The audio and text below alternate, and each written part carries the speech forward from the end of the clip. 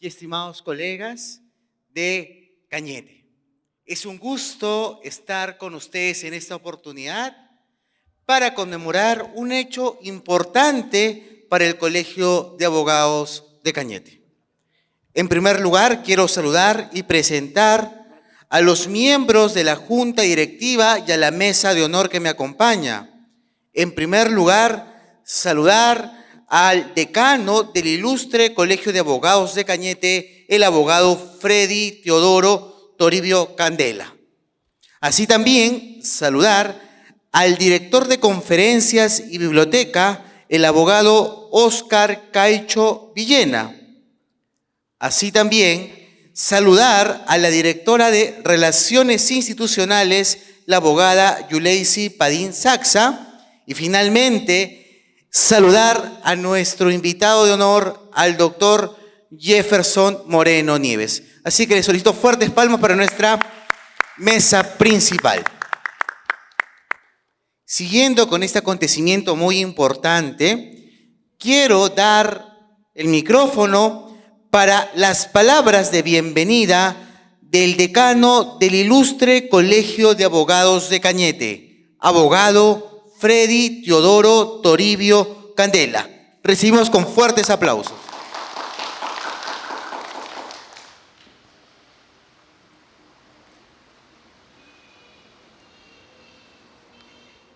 Muy buenas noches. Buenas noches, doctor Jefferson Moreno Nieves, señores del Consejo Directivo del Ilustre Colegio de Abogados de Cañete, señores abogados y público en general. A nombre del Colegio de Abogados de Cañete, damos la bienvenida al señor doctor Jefferson Moreno Nieves por estar en esta noche y compartir con todos ustedes, señores abogados, un tema polémico y que debe ser debatido en los foros. En ese sentido, estimado colega, el día de hoy el doctor Jefferson Moreno va a estar exponiendo un tema que le hemos titulado, ¿no?, las máximas de la experiencia en la valoración probatoria. Y también con este evento estamos dando inicio a que próximamente estaremos festejando el día 2 de abril, el Día del Abogado. Estimado doctor Jefferson, bienvenido al colegio, a la provincia de Cañete, y por compartir en este día tan especial con los señores miembros del Colegio de Abogados de Cañete. Que esta estadía, señor doctor Jefferson Moreno, sea de su agrado, y también yo creo que el público el día de hoy va a poder escuchar esta exposición magistral al cargo de tan distinguido doctor en Derecho. Gracias por su presencia en esta provincia, estimado doctor Jefferson Moreno Nieves.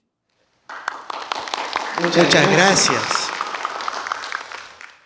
Es importante, cuando me dieron este programa el día de hoy, leí una parte que era presentación del ponente.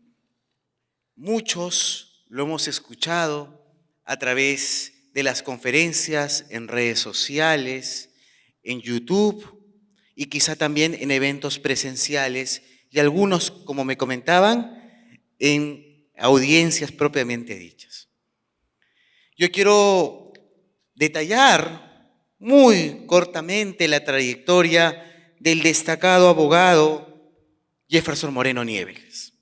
Él es abogado por la Universidad de San Martín de Porres, es también maestro en enseñanza del derecho por la Universidad de San Martín de Porres, tiene estudios concluidos de maestría en ciencias penales en la misma casa de estudios, tiene estudios de maestría en derecho con mención en sistema acusatorio y litigación oral en la Universidad de Medellín, Colombia. Es profesor de Derecho Penal en pregrado y posgrado en la Facultad de Derecho de las Universidades de San Martín de Porres. Así también cuenta con estudios de especialización en litigación oral y sistema acusatorio. Así también cuenta con estudios especializados de contrainterrogatorio avanzado en la Academia Judicial de Puerto Rico. Es, además, asesor técnico especializado en Derecho Penal y Procesal Penal de la Junta Nacional de Decanos de los Colegios de Abogados del Perú, autor de diferentes libros, obras como El Defensor, La prolongación de prisión preventiva, La defensa de Nadine Heredia. Es defensor en litigios penales de trascendencia nacional y reconocido como miembro honorario en diferentes colegios de abogados del Perú. Pero más allá de ello, puedo dar fe que el doctor Jefferson Moreno Nieves, más allá de ser un gran profesional, es un gran amigo y una gran persona. Así que por favor lo recibimos con fuertes aplausos para que hoy día pueda compartir con nosotros.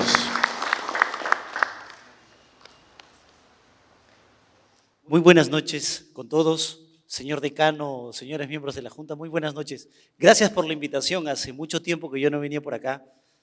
Hace más o menos un año, creo, estuve en este mismo local, pero siempre se extraña visitar un poquito aquí en la zona de Cañete, así que estoy encantado. Gracias a Enrique también y a todo el equipo presente por todo el apoyo y por toda la gestión. En realidad, a veces no es tan fácil hacer un evento de esta naturaleza, no es tan fácil separar un auditorio de esta naturaleza.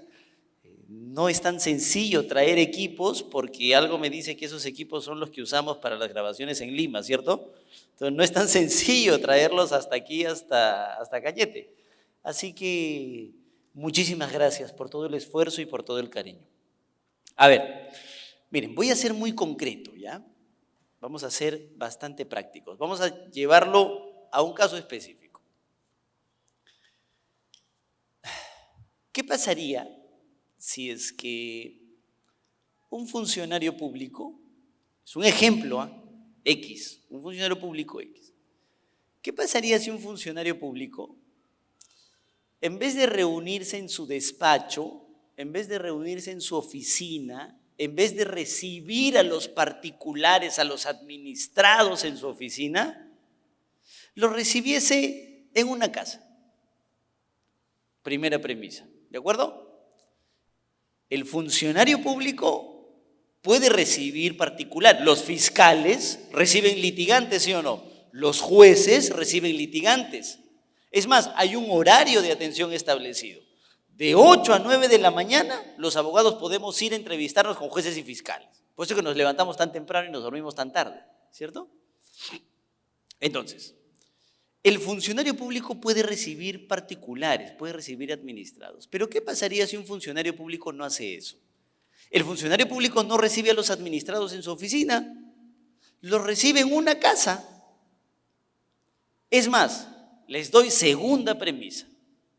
No los recibe en su casa, los recibe en la casa de un tercero. ¿Sí? No en su casa, en la casa de un tercero.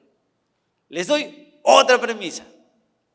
No los recibe de día, los recibe al calor de la noche, ¿sí? En plena oscuridad. Les doy otra premisa. Esas visitas no se registran, son secretas, ¿cierto? Es un ejemplo, es un ejemplo. Les doy otra premisa. Aquellos particulares que se reunieron con el funcionario público en la noche, fuera de la oficina del funcionario público, y no en la casa del funcionario público, sino en la casa de un tercero, son empresarios dedicados a la construcción.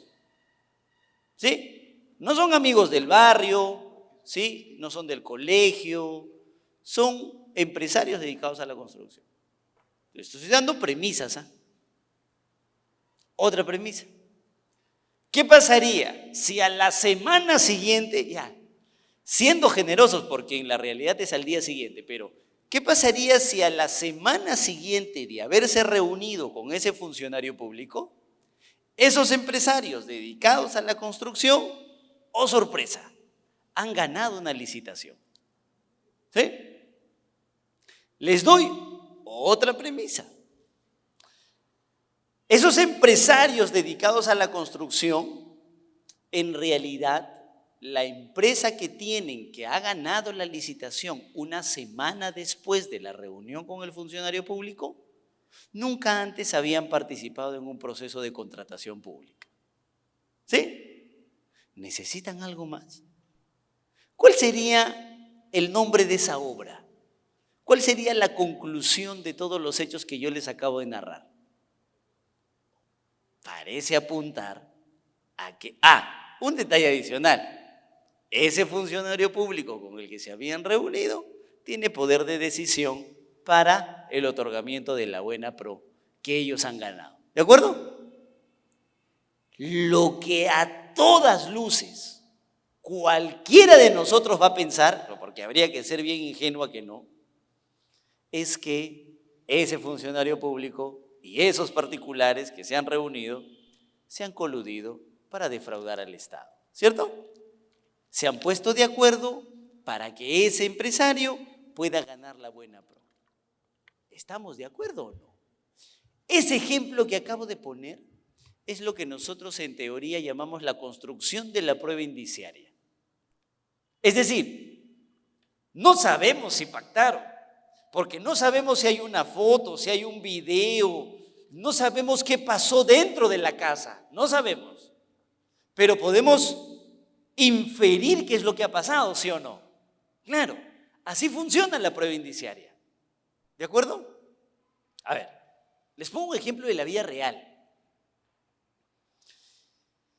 Yo, el día de hoy, me he despertado a las 5:30 de la mañana, porque mis amigos del EP ya me están molestando, presionando para que mande los libros que hay que publicar, porque hemos ofrecido publicar una colección de litigación oral máximo el próximo mes, ¿sí o no? Y que vamos a regalar encima aquí en Cañete. Al señor decano vamos a hacerle llegar, doctor, toda la colección para que se pueda regalar a los agremiados. Yo me levantaba a las 5:30 de la mañana. Tuve que avanzar lo que me faltaba de los libros hasta más o menos las 8 de la mañana. A las 8:30 de la mañana tuve que irme a una declaración testimonial en Fiscalía, en el Callao. Entonces tuve que agarrar mi carro a las 8, volar desde mi casa hasta el Callao y llegar volando 8:30. He llegado al Callao, he participado en la diligencia y la fiscal encima no me ha dejado hacer preguntas, nos hemos tenido que pelear. Y yo le he objetado sus preguntas. Entonces nos hemos tenido una discusión más o menos hasta las 11 de la mañana. A las 12:30 de la mañana tenía inicio de juicio virtual en la corte de acá de Pisco por un caso de defraudación tributaria. Entonces estábamos 11:30, tenía que estar conectado, así que tenía que volver volando a mi oficina para conectarme a la diligencia. Y yo dije, si el juez ha convocado 11:30, 12, fácil, solamente vamos a estar a la 1, porque él probablemente se vaya a almorzar, ¿sí o no? Nada, parece que el juez está a dieta, nos ha tenido ahí hasta las 3:30 de la tarde. Y hemos avanzado toda la tarde.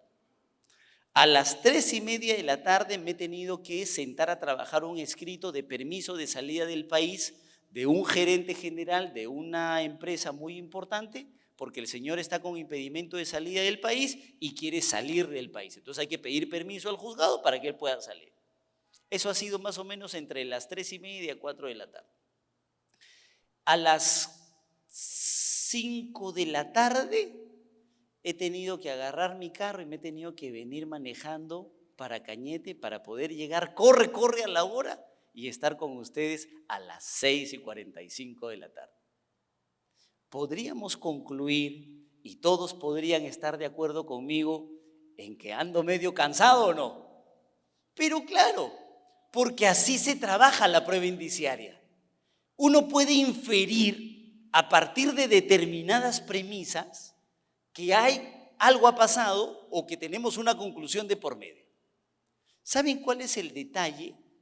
Que en el Perú, el 90% de los casos, siendo así muy generoso, porque creo que es más, no recuerdo la última estadística del 2022, pero yo creo que el 90% de los casos hasta el 2021 más o menos han sido casos que han logrado condena o absolución con prueba indiciaria.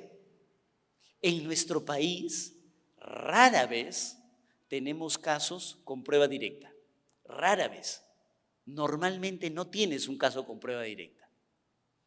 Hace unos meses se conoció una noticia donde un congresista de la República habría abusado sexualmente de su trabajadora, ¿cierto? Esa es la imputación fiscal. La ha encerrado en su oficina desde las 10 de la noche hasta las 3 de la mañana y a las 3 de la mañana se ha ido. La señorita al día siguiente ha denunciado violación sexual, ¿sí o no? En estado de inconsciencia, porque le habrían dopado. Ustedes no saben lo que pasó ahí. Yo no sé lo que pasó ahí. ¿Saben cómo podemos llegar a saber lo que pasó ahí? A través de la prueba indiciaria. Uno de los pocos casos que hemos conocido que han tenido así prueba directa, los Vladivideos. Claro, si tienes un video de un funcionario público recibiendo plata, ¿qué más necesitas? Lo tienes todo, ¿cierto? Si tienes el audio entre Walter Ríos Montalvo hablando con un abogado diciendo, sí, no te preocupes, yo te pongo de fiscal si me das $5,000 o 10,000 verdecitos, creo que decía el audio. ¿Qué más necesitas? Está cantado, ¿cierto? Ya, pero no siempre es así. Ese es el 10%. El 90% de casos es con la construcción de la prueba indiciaria. Sacas premisas y con esas premisas llegas a un hecho conclusión. ¿Cuál es el detalle? Que esas premisas no se arman solas. O sea, todas esas premisas tienen que ser unidas de alguna manera. Y tiene que hacerse una inferencia para llegar a la conclusión. Yo les decía, me he levantado temprano, he estado trabajando todo el día, me he ido a diligencias, he hecho escritos y luego me he venido manejando hasta Cañete. Entonces, las máximas de la experiencia dicen que quien mucho trabaja, mucho se cansa, ¿sí o no? O quien muy temprano se levanta, no es que Dios lo ayude, sino que termina el día cansado, ¿sí o no? Esa es la máxima de la experiencia que la vida te permite aplicar al razonamiento que yo les acabo de dar. Hay que llevarlo al caso del funcionario público que les acabo de contar. Se reúne de noche en un lugar que no es oficina, con empresarios que no están registrados, que son empresarios constructores y que a la semana siguiente ganan una licitación. Entonces, ¿cuál sería la máxima de la experiencia que nos permite unir todos esos elementos para llegar a la conclusión de que efectivamente ese funcionario con los particulares se han coludido? Les doy una, por ejemplo. El que se reúne a escondidas es porque algo oculta, ¿sí o no? Claro, porque si no tienes nada que ocultar, si no tienes nada turbio que hacer, lo llamas a tu casa, lo llamas a tu oficina y se acabó el problema, ¿sí o no? ¿Por qué llamarlo a una casa que no es la tuya? ¿Por qué bajar escondido? ¿Por qué reunirte de noche si es que no tienes nada que ocultar? Y es más, cuando te preguntan, dame la lista de las personas con las que te has reunido, tú dices, no te voy a dar. Espérate. Todos esos elementos, a través de una inferencia, nos llevan a la conclusión de que el funcionario se ha coludido con los particulares. ¿De acuerdo? Y eso no está mal. Así se construyen las condenas en el Perú. Pero fíjense, que yo les he dado la estructura de la prueba indiciaria y tenemos ahí las premisas, los hechos base que les acabo de dar, tenemos una inferencia y tenemos una conclusión. Ese es el esquema de la prueba indiciaria. Esa inferencia puede ser de diferentes formas. Puede ser una regla de la lógica, por ejemplo. Muchísimas gracias. Puede ser una ley de la ciencia, por ejemplo, pero lo que es objeto de análisis ahorita y lo que quiero comentarles puede ser una máxima de la experiencia. Es decir, la máxima de la experiencia es la que nos va a permitir saber si es que todas las premisas que habíamos unido nos pueden llevar a la conclusión delictiva, en este caso, porque estamos analizando prueba indiciaria y casos penales, ¿cierto?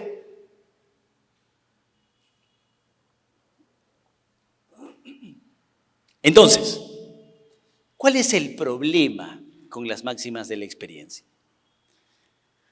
Que lo que puede ser una máxima de la experiencia para mí, no necesariamente es una máxima de la experiencia para ustedes, ¿sí o no? Hay una frase que dice, yo he vivido poco, pero me he cansado mucho, que no es lo mismo que decir que tengo recorrido. O sea, uno puede tener experiencias independientemente, por ejemplo, de la edad que tenga, ¿cierto? Y algunas experiencias que algunos tienen, otros no. Entonces, ¿cómo saber que en un caso en concreto la inferencia puede hacerse a través de una máxima de la experiencia que tú consideras que es así, pero otros no? Voy a poner un ejemplo. Acá cerquita, en Ica, tuvieron un caso donde decían lo siguiente. A ver, premisas. Otra vez, vamos con las premisas de la prueba indiciaria. La señorita trabaja con Jefferson, ¿de acuerdo? Trabajan juntos. La señorita aceptó salir a tomar con Jefferson, ¿de acuerdo? Segunda premisa. Tercera premisa, ya para hacerlo cortito. La señorita andaba con, ¿cómo se llama, Enrique? Hilo, ¿no? Hilo. Con ¿cómo decía la sala? Encaje, esa, en pipa, bien. Entonces, decía que la señorita usaba encaje. ¿Cuál era la inferencia? ¿Cuál era la máxima de la experiencia que usó la sala? Decía que cuando una señorita usa ropa de encaje, es porque tiene la finalidad de tener relaciones sexuales. Y vaya experiencia que tendrían estos magistrados, ¿sí o no? Entonces, por ejemplo, a mí nunca me ha pasado. Entonces, lo que es una experiencia para algunos, no necesariamente es una experiencia para otros, ¿sí o no? Tremendo problema en el que se metieron los miembros de la sala por haber usado esa máxima de la experiencia. Porque consideraban que para ellos esa era una máxima de la experiencia. Doctora, y esto yo lo he usado, me acuerdo, en otra clase. Hay una máxima de la experiencia que dice, todos los hombres son iguales. Esa depende de quien lo diga, sí o no. Y depende de si me han conocido o no, ¿cierto? O sea, porque lo que puede ser una máxima de la experiencia para algunas personas, no necesariamente es una máxima de la experiencia para otras. Entonces, es más, les pongo otro caso. La Corte Suprema conoce un caso de robo, ¿ya?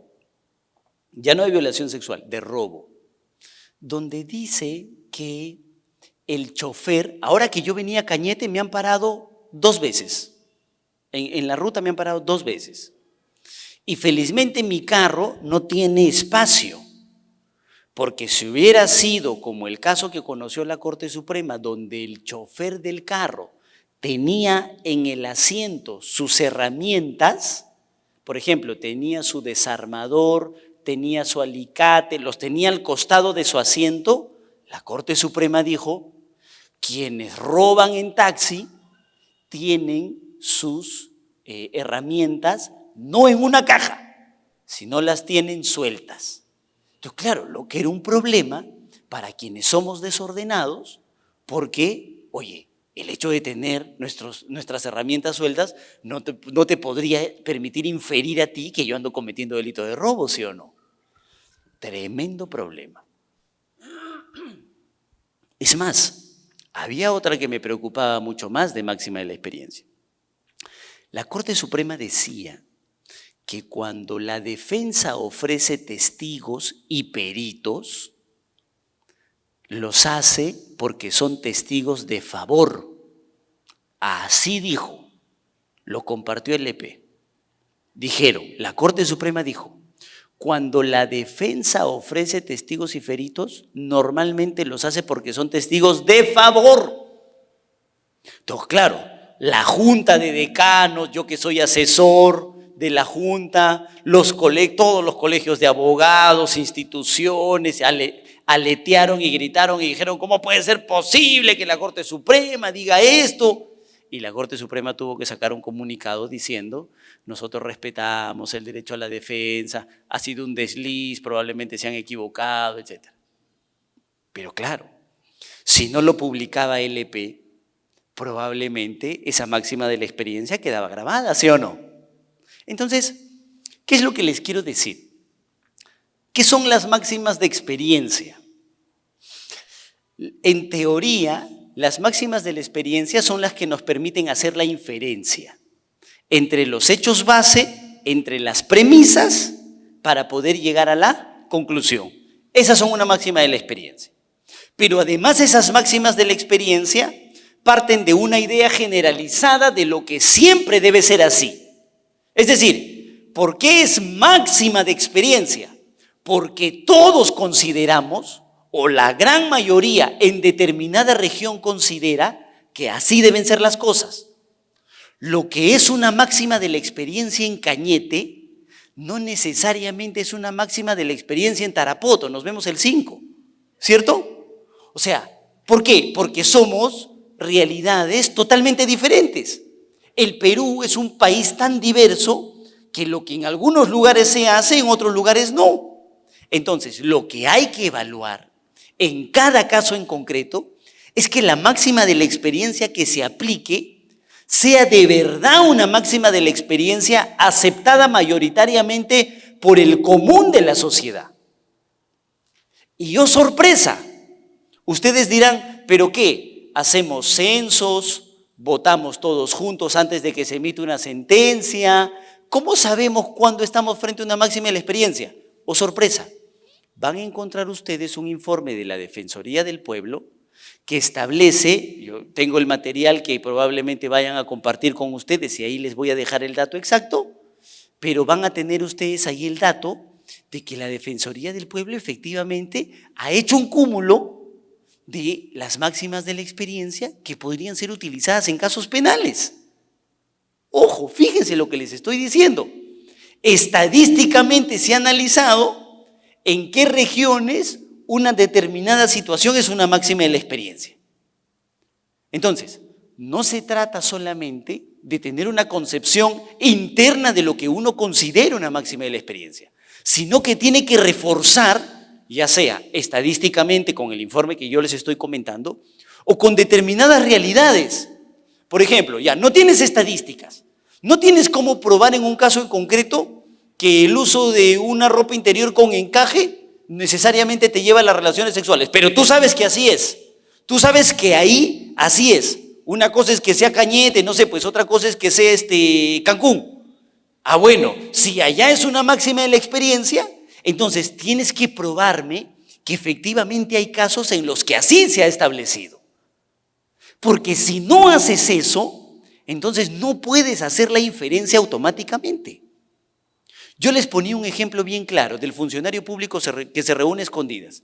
Y todos me dijeron en este momento, sí, se han coludido. Pero ¿qué faltaría ahí? Probar que quien se reúne a escondidas algo oculta, ¿sí o no? Entonces habría que motivar en qué otros casos que yo he tenido como juez, por ejemplo, esa máxima de la experiencia ha servido. Eso de que si se reúnen escondidas es porque algo ocultan, yo he aplicado en otros casos. Es fundamental la explicación, que en teoría es lo que nosotros conocemos como la garantía procesal constitucional de la motivación de las resoluciones judiciales. La construcción de la prueba indiciaria se hace con elementos base, con la inferencia de la máxima de la experiencia que te lleva al hecho conclusión, pero el juez no puede condenar solamente diciendo cuáles son los hechos base y cuál cree que es la máxima de la experiencia. Tendría que explicar en concreto cuál es esa máxima de la experiencia y fundamentar debidamente por qué considera que esa es una máxima de la experiencia aplicable al caso en concreto.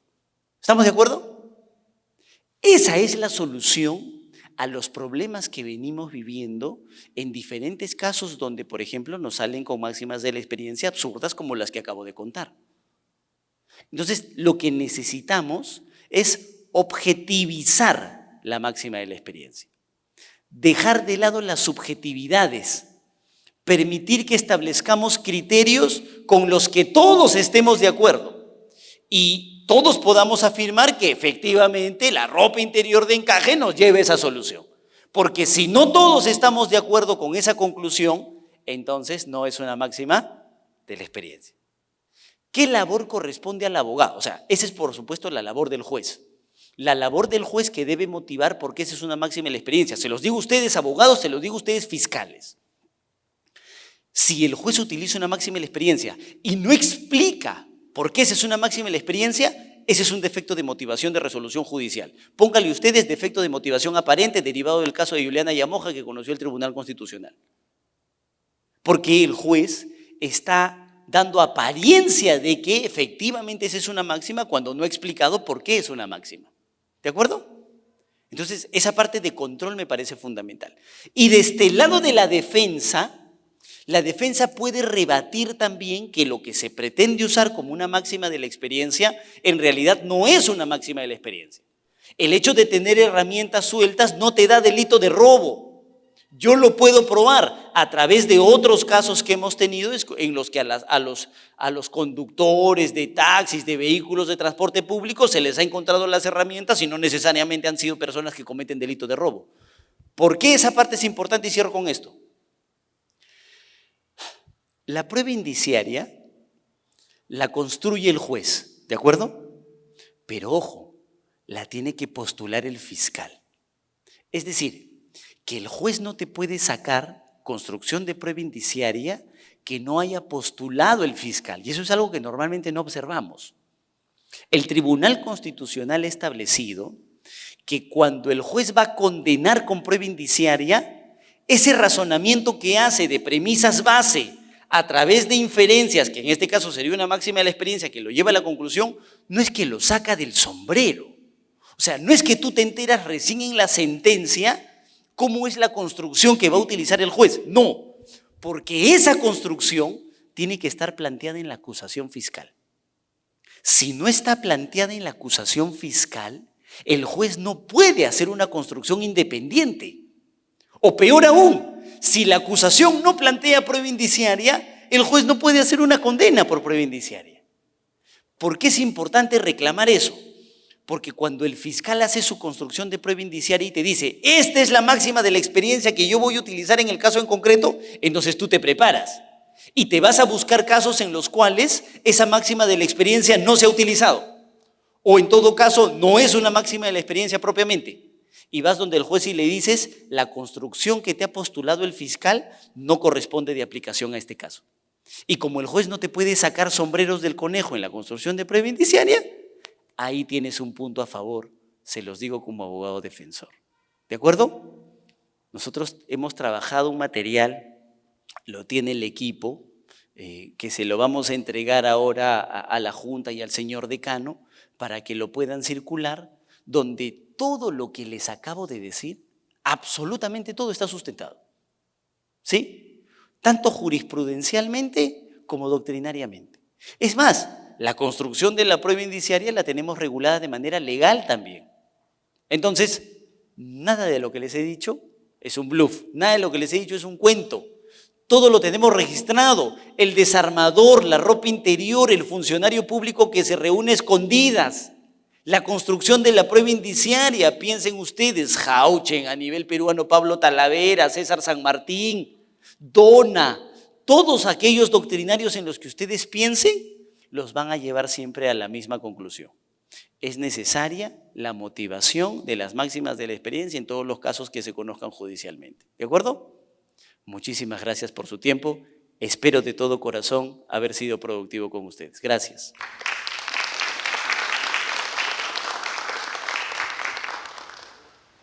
Fuertes aplausos al doctor, de verdad, muchísimas gracias.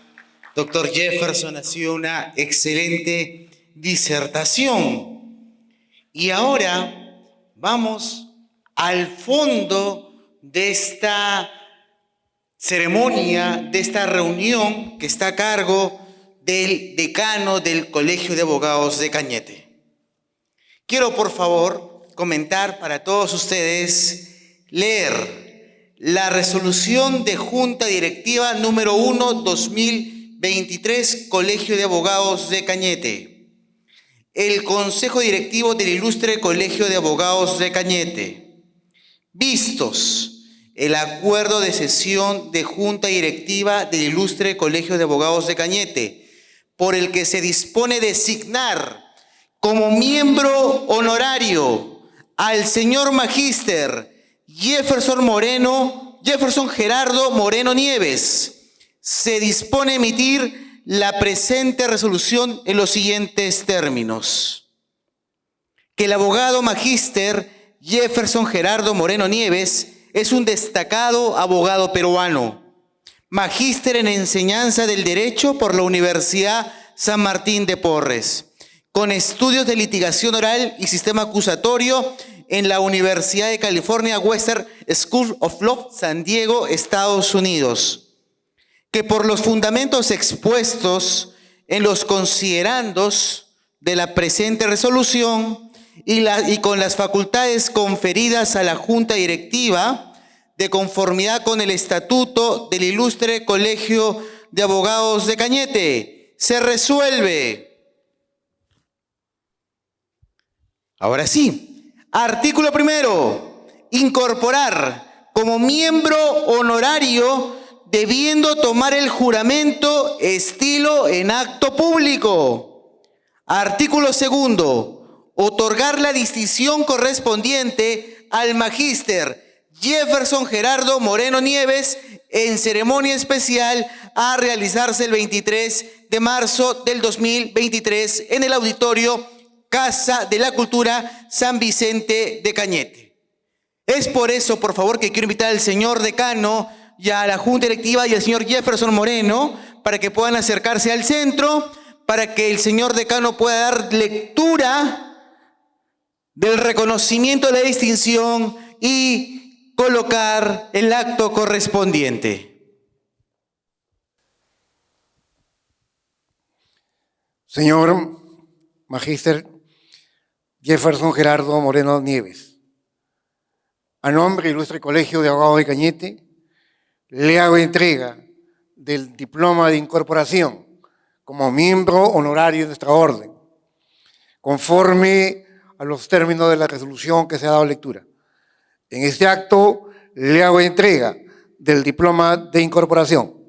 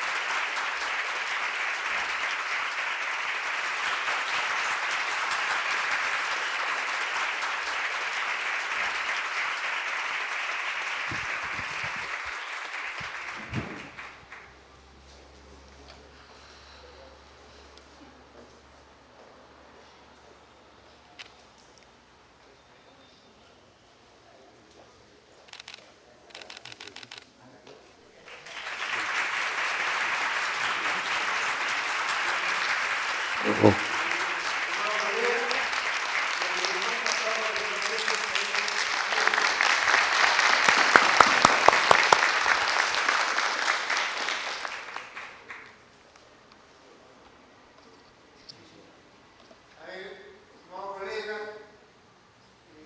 sé si parte del auditorio existe alguna pregunta. Aprovechemos que está ahí el doctor Jefferson Moreno para que nos pueda absolver. No sé si en el público. Sí, doctor, antes de cederle la palabra a la doctora. Doctor, si existe las máximas de la experiencia, ¿se puede hablar de las mínimas de la experiencia? Sí. Claro, ¿qué pasa? El nombre surge a partir de saber que es un consenso, o sea, que la gran mayoría estamos de acuerdo. Por eso el nombre. O sea, es una máxima porque todos creemos que es así. ¿Y por qué creemos que es así? Porque la gran mayoría hemos tenido la misma experiencia. Normalmente es así. Si hubieran mínimas de la experiencia, sería aquel grupo que no está de acuerdo en que las cosas son así. Entonces, si hay un grupo pequeño que no está de acuerdo en que las cosas son así, entonces ese pequeño grupo no puede determinar cómo se hacen las inferencias. Por lo tanto, aunque existieran esas mínimas de experiencia, es decir, un pequeño grupo de personas que considera que las cosas deben ser de determinada manera o entender que así debe pasar, no podría ser relevante judicialmente porque no es un acuerdo, no es un consenso de la sociedad misma de determinada parte de nuestro país que piense que así deben ser las cosas, ¿no?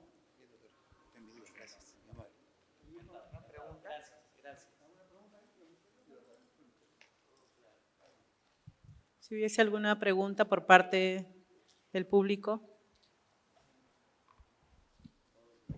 Doctor, usted sabe que siempre el doctor nos es muy cariñoso, así que ya sabe, vamos a regalar 2 códigos autografiados por usted. Estos son los nuevos códigos de LP con jurisprudencia relevante y actual por cada artículo. Usted diga alguna pregunta y el primero que lo absuelva se lleva el código autografiado con foto. Utilicemos el micro para la respuesta más bien. Claro. Y es más, este código ha sido trabajado por el Observatorio de Jurisprudencia que ha creado el EP. Es decir, un grupo de personas dedicadas solo a la compilación y a la estructuración de jurisprudencia en el país, que es algo que no tenemos en ningún lugar, ¿no? Entonces, yo me quiero quedar uno, pero el otro lo puedo regalar. Se lo podemos regalar a quien nos diga, por ejemplo, cuál es la estructura de la prueba indiciaria, ¿no? ¿Sí? ¿Sí? A ver, lo dijo él, ¿ah? Lo dijo así.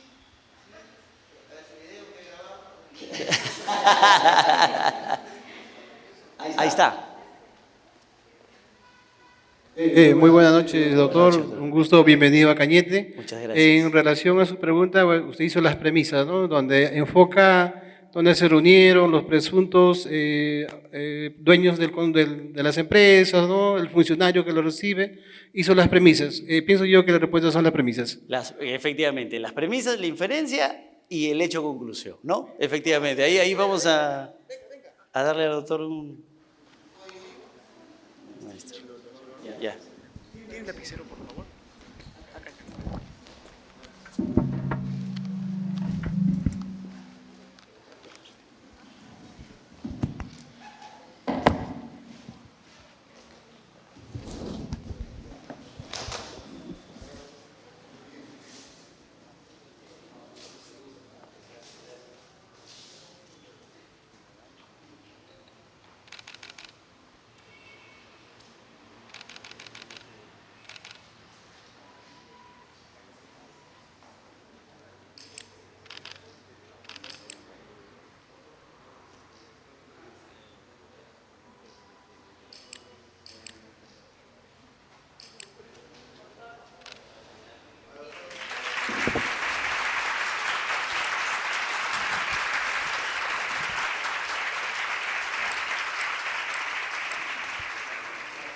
Doctor Jefferson, una beca completa, ¿ya? Para el Diplomado en Código Procesal Penal de Juris.p. Sorteo. Una pregunta. la otra beca va a haber un sorteo. Pero una pregunta para la beca. El señor decano, a ver. A ver, una pregunta para la beca. ¿Ya? A ver, estamos próximos a celebrar el Día del Abogado. En homenaje a qué jurista peruano se instituyó el Día del Abogado el 2 de abril.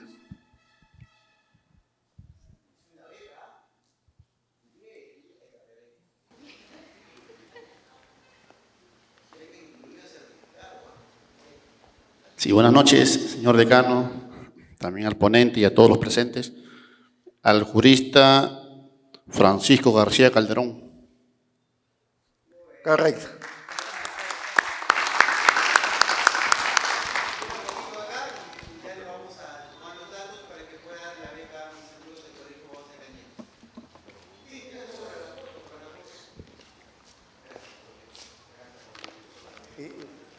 Falta una o dos. Una más. Ya.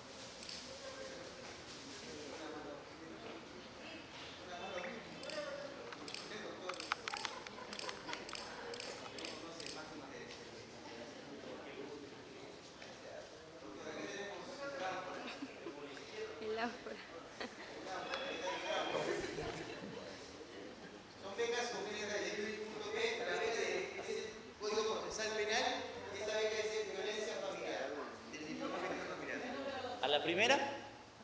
A la primera. ¿A la tercera? Uy, entonces hay que eliminar al 5. ¿Quién es el 5? La doctora Margarita Caján.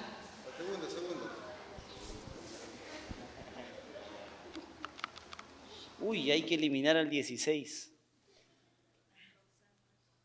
La doctora Roxana Contreras.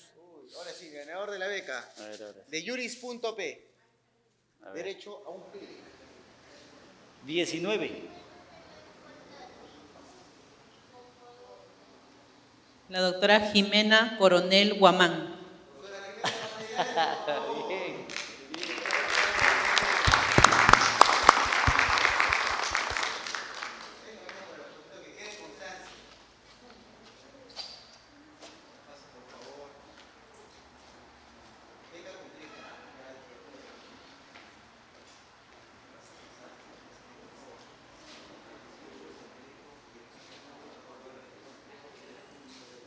Ya.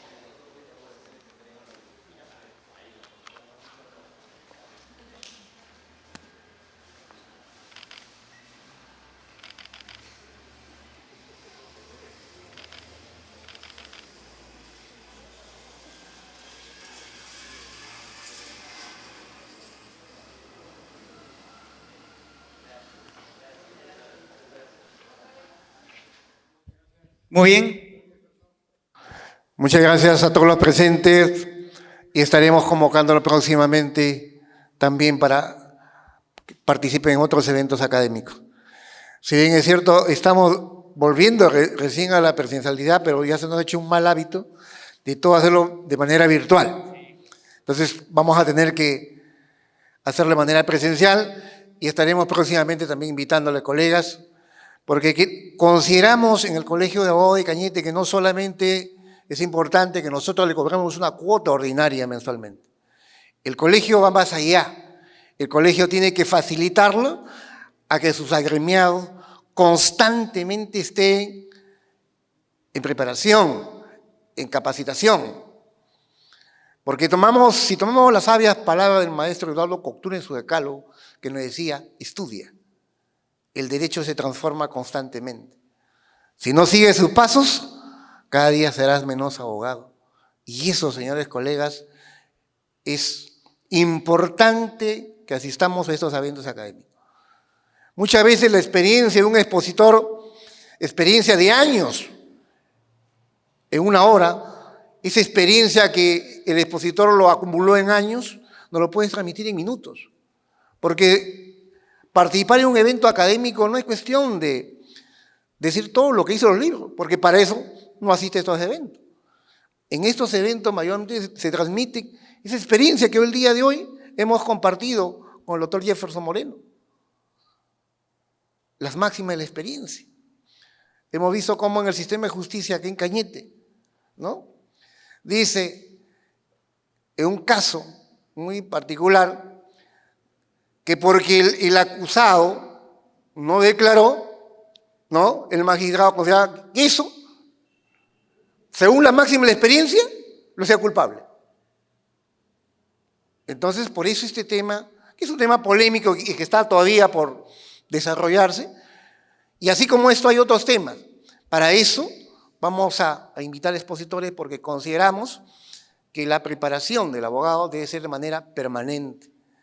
Y esta noche quiero pues agradecerlo muy especial al doctor Jefferson Moreno porque ha hecho un esfuerzo para estar en Cañete.